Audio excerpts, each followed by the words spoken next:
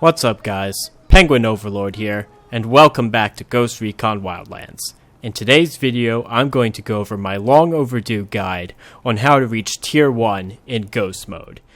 In this guide, I'll share all of the tips and strategies I used to survive and thrive in Ghost Mode while playing mostly on Extreme Difficulty and Tier Mode. For full disclosure, I only suffered one character death in my quest to reach Tier 1. The rest of my character deaths were the result of trying to kill the Predator in Ghost Mode with no AI teammates and a level 1 character, which I have previously streamed on the channel. Tip 1. Pre-planning. When I first started playing Ghost Mode, I came up with a strategy that would aid me in reaching Tier 1 in Ghost Mode while playing on Extreme Difficulty or even Tier Mode. I call this strategy the pre-planning phase.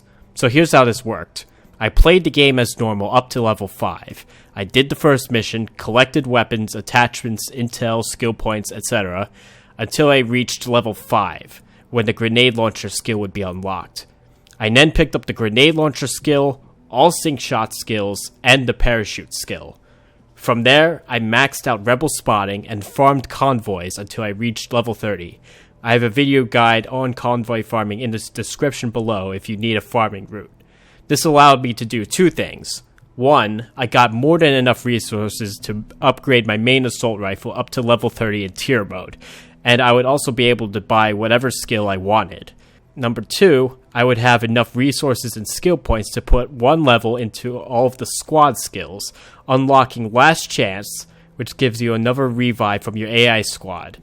I would also have enough skill points to make some progress into the drone skill tree, with the goal of unlocking the medic drone.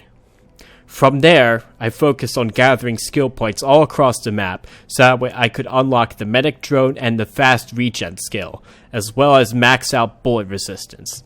I then maxed out guns for hire and diversion, so that anytime I wanted I could summon 16 rebels to fight for me. That is the pre-planning phase. Once I completed this, it allowed me to play Ghost Mode in Extreme or Tier Mode with a strong, highly upgraded character, and have a fire team of rebels to cover me should things in the game go wrong, which they will at some point.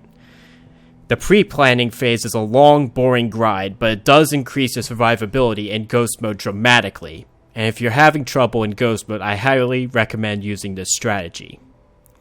Tip 2. Stealth is life. The permadeath feature in Ghost Mode raises the stakes to a high level. If you screw up a mission, it could cost you hours of work.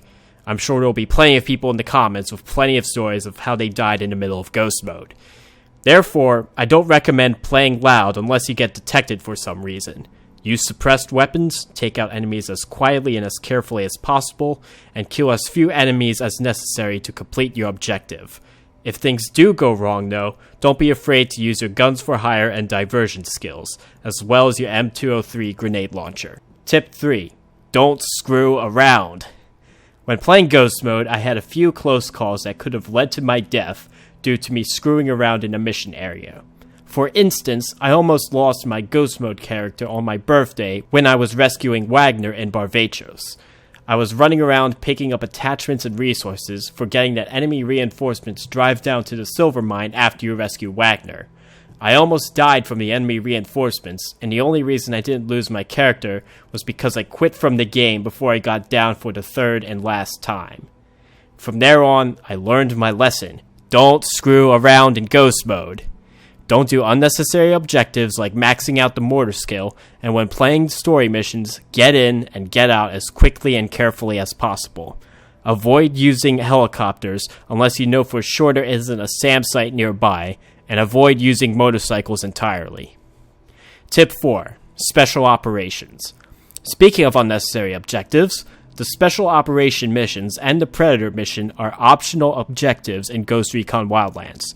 You do not have to complete any of those missions in order to get all of the rewards in Ghost Mode. Of course, there's nothing stopping you from doing those missions if you want to. If you do complete them, you're a badass. But it's absolutely not a requirement to get all exosuit pieces and the gold exosuit skin, so those missions can be skipped. Tip 5. Run away. Sometimes, things don't go your way in Ghost Mode. Perhaps the target you need to capture gets alerted and runs off, or you shoot the wrong enemy and the whole base gets alerted. Or perhaps you made a few mistakes and now you're pinned down by from enemy fire, and the enemies are closing in on your position while the rest of your AI squad is downed. While I personally tried to avoid doing this, and only did so a couple of times in my Ghost Mode run, there's no shame in quitting the game or allowing the mission to fail so that you can try again later. There's no reason to lose hours of progress due to a dumb mistake. Tip 6. Know the Wildlands. Ghost Mode is meant to be a challenge for those who have mastered the main campaign. If you're playing Ghost Recon Wildlands for the first time, I don't recommend doing Ghost Mode first unless you don't mind losing your character a lot.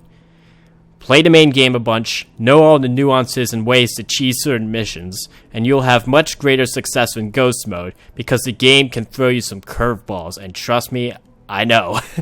It's thrown me a lot.